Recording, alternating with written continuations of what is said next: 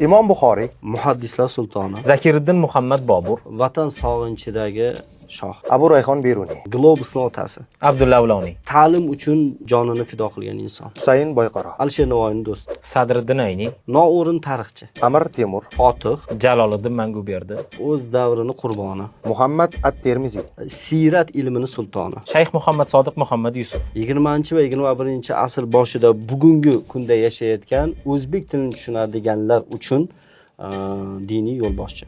Temur Malik, Mo'g'ullarning kushandasi, So'fi Allohyor, payg'ambar alayhissalomning oshig'i, Tohir Malik, ruhiyat va shuning bilan birgalikda badiiyatni birlashtirishga harakat qilgan yozuvchi. Alisher Navoiy, Shayxur Rais, Abdulla Qodiriy, millat g'amxo'rlaridan, Bibi Xonim, sohibqironning maslahatdoshi, Salmon Forsiy, payg'ambar alayhissalom oshig'i, Bobo Rahim Mashrab, devonalar sultoni, Habib Abdullayev, tuproqqa muhabbatli inson, Sulton Fotih Mehmet. fotihlar sultoni.